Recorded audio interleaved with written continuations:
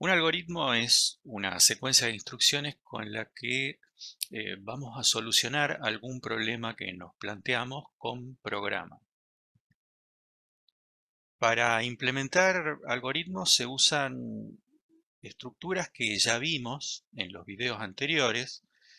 Una de esas es el almacenar variables de cualquier tipo de variables, secuencias de instrucciones, la toma de decisión, o sea, la estructura de control if, elif, else, y las iteraciones a través del uso de for o de while. Las técnicas que vamos a ver en este video para el desarrollo de algoritmos son la bandera, o flag en inglés, o también llamado conmutador, la selección múltiple, el contador y el acumulador. Una bandera es una variable que toma un valor generalmente binario en base a una determinada parte, a un conjunto de reglas que se establecen en una parte del programa y que de acuerdo al valor que tome nos va a permitir establecer bajo qué condiciones se ejecuta otra parte del programa. Por ejemplo, acá tenemos una porción de código que, salvo alguna pequeña modificación, habíamos visto anteriormente, que es la que establece reglas para las votaciones. De acuerdo a la edad, una persona puede estar obligado a votar, puede tener la opción de votar o puede no poder votar. Pero ahora vamos a utilizar eso para que en el caso que la persona esté obligada a votar, lo vamos a agregar a esa persona a una lista que van a ser los potenciales candidatos a presidente de mesa. Entonces, para eso generamos una lista vacía primero de candidatos a presidente de mesa y después nombre, edad, la situación electoral y una variable booleana nos dice si la persona es votante obligatoria, que la vamos a inicializar con false, que va a ser nuestra bandera. Y en la ejecución del programa vamos a cambiar de false a true solamente en el caso que la persona esté obligada a votar. O sea, agregamos esta línea de votante obligatorio igual a true. Y en ese caso, posteriormente, en caso de que sea obligatoria, eh, votar lo vamos a agregar a la lista de candidatos a presidente de mesa. Ejecutamos la primera lista que vacía y después agregamos. Finalmente vemos en qué situación quedó la lista de candidatos a presidente de mesa y Juan, como tiene 40 años y está obligado a votar, quedó agregado a la lista. Para evitar de aquí en más tener que poner explícitamente el valor de una variable que vamos a usar de manera repetida y que queremos cambiar, como por ejemplo nombre Juan, después podría ser nombre Ana, Pedro, etcétera, con edades que se van modificando, hacemos un paréntesis para ver cómo se agrega un dato desde teclado. Y eso se hace con la función input y entre paréntesis algún texto que nos permita mostrar cuál es el ítem que queremos agregar como dato. Veamos este n igual a input de nombre. Lo que agreguemos por teclado se va a almacenar en la variable n. Acá se abre una pequeña ventanita y ponemos nombre Ana, por ejemplo. Damos Enter y la variable n quedó con la cadena de caracteres Ana. Siempre lo que se ingrese por teclado, independientemente de que sea un número, va a ser una cadena de caracteres. Acá, por ejemplo, ingresemos un número 5, damos Enter y n quedó con la variable 5, pero como vemos entre comillas, así que es una cadena de caracteres. Para resolver ese problema, cuando queremos que en nuestro programa ingrese un número, al input se lo puede poner eh, dentro de esta función que se llama int, que permite convertir de cadena de caracteres a enteros. También existe el float, que permite convertir esa cadena de caracteres en un flotante o en un número real. Ejecutemos esto, ingresamos el número 6 ahora y veamos cómo quedó la variable n. Vemos que no tiene comillas, por lo tanto lo que tenemos es un número.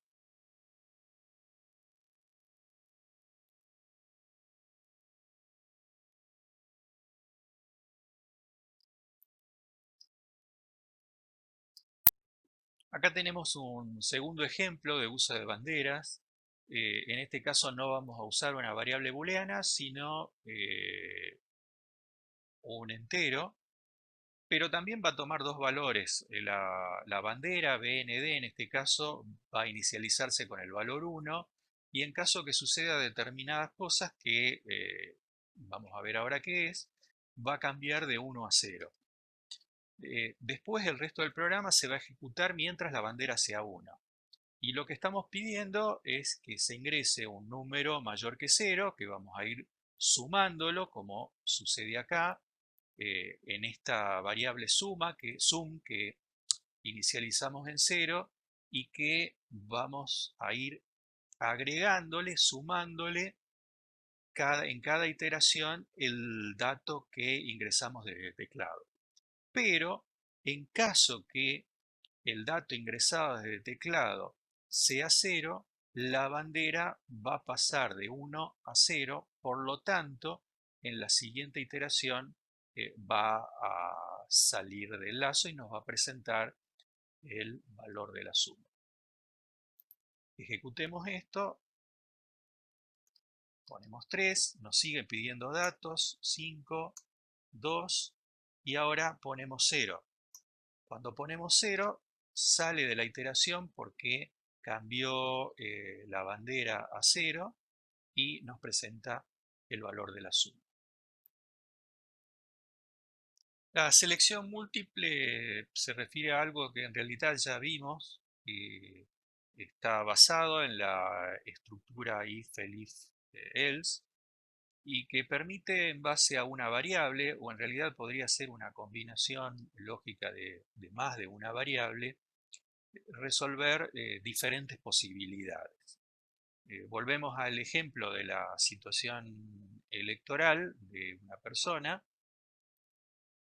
y ahora en vez de ver si es que es candidato o no, o sea, una situación binaria de ser candidato o no, a ponerlo en una lista de posibles presidentes de mesa, acá vamos a usar la edad, el rango de edad, como elemento de selección múltiple para tres posibilidades diferentes, que es no poder votar, estar obligado a votar o poder optar por votar. El ejemplo lo ejecutamos, ponemos la edad, 35 años por ejemplo, y tiene obligación de votar. Lo ejecutamos de nuevo, tiene, supongamos que 15 años y no puede votar. Y finalmente lo ejecutamos con 78 años y puede optar por votar. El selector, en este caso, lo que permite hacer selección múltiple es la edad, pero en realidad podría ser en alguna situación una combinación de diferentes ítems los que determinan una determinada situación en particular.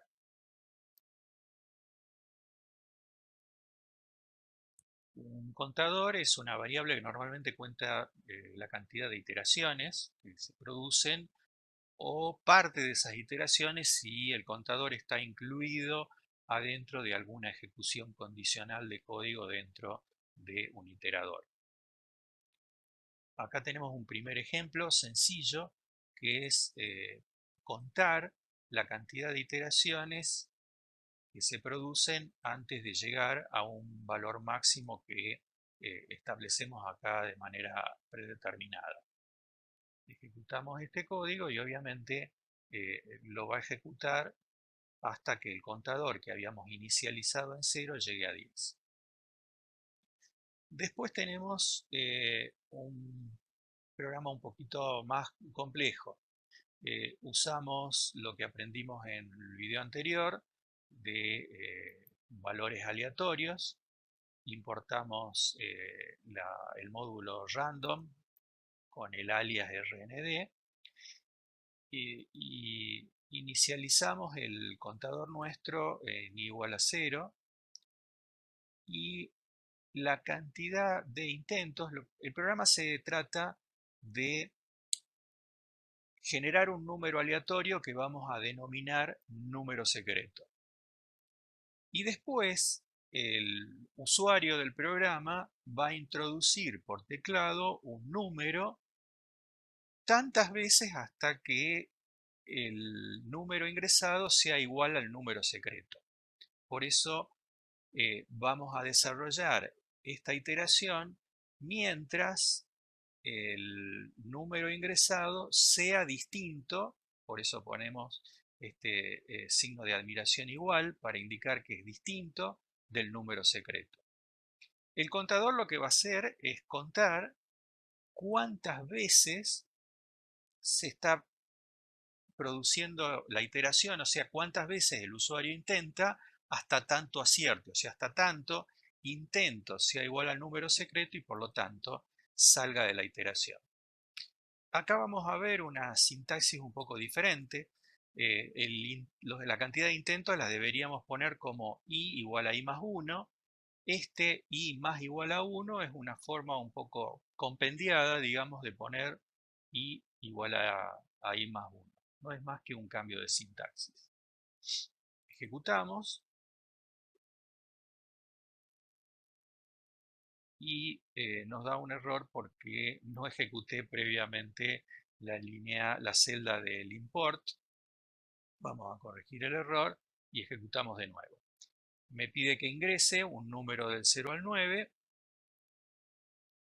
Ingreso 4, ingreso 0, 1, 2, 3, 5, 6, 7 y el número 7 obviamente era el que había generado de manera aleatoria. Un acumulador va a incrementar o decrementar su valor según las iteraciones y según alguna regla determinada que determine cuánto incrementa o decrementa. O sea, no necesariamente va a incrementar o decrementar lo mismo en cada iteración. En ese sentido es bastante diferente a lo que hace el contador que vimos recientemente. Acá, por ejemplo, lo vamos a usar para desarrollar la serie de Leibniz y que lo que hace es aproximarse de manera asintótica al valor de pi sobre 4. Vamos a desarrollar esta serie agregando a cada iteración en esta variable pi-serie el elemento correspondiente a cada una de las iteraciones de la sumatoria, que se va a ir agregando cada término de la sumatoria en cada iteración. ¿Hasta cuándo vamos a hacer eso? Bueno, acá establecimos una regla de que mientras la diferencia entre el valor que vamos aproximando a través de la serie de Leibniz y el valor de pi que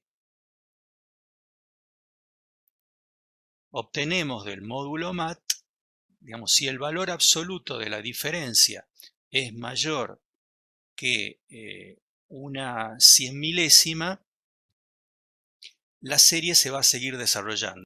Una millonésima sería en este ejemplo que pusimos.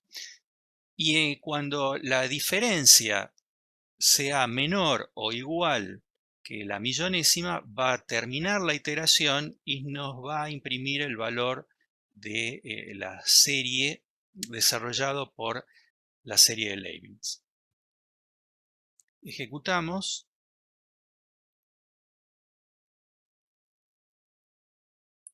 Y el valor es bastante aproximado al valor de pi. A esto podríamos agregarle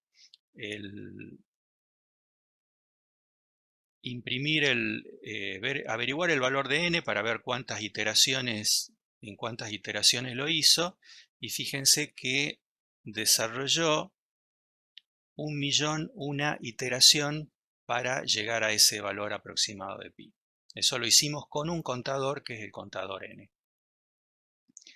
Otra posibilidad para usar el acumulador, en realidad se usa muchísimo porque es básicamente para hacer sumatorias, productorias, etc., es obtener un promedio cuando vamos iterativamente agregando valores en iteraciones sucesivas. Acá tenemos la variable suma que inicializamos en 0, la variable cantidad, suma sobre cantidad, vamos a usarla finalmente para averiguar cuál es el valor de promedio. Y vamos a ingresar un número y después, mientras la entrada, o sea el valor que ingresamos por teclado, sea distinto que la letra S, lo que vamos a hacer es ir sumando los valores de entrada y obviamente contando acá en este contador cantidad cuántos valores estamos ingresando. Una vez que ingresemos la letra S, la iteración va a terminar y vamos a calcular el valor del promedio. Fíjense que acá ingresamos primero por fuera de la iteración un primer valor para poder hacer la iteración mientras la entrada sea distinta de S, y después tenemos que volver a repetir esa línea para que dentro de la iteración podamos seguir agregando elementos. Ejecutamos, ingresamos 3, 4, 5, 6 y ahora ponemos la letra S y el promedio es de 4,5. Acá hay un detalle que tenemos que tener en cuenta. Antes solíamos convertir, en los ejemplos anteriores, solíamos convertir a entero en la misma línea poniendo int de input de ingrese un número entero, por ejemplo. Acá lo tuvimos que separar. ¿Por qué lo tuvimos que separar? Porque hay casos donde vamos a introducir enteros y hay casos donde vamos a introducir un carácter que es el carácter S. Por eso solamente ponemos el input de ingrese un número entero y lo almacenamos en esta variable, que en definitiva sería una variable de tipo carácter, porque ahí vamos a ingresar o números enteros en forma de carácter o el carácter S. Y en caso que el carácter no sea S, ahí sí en la suma lo vamos a convertir a entero.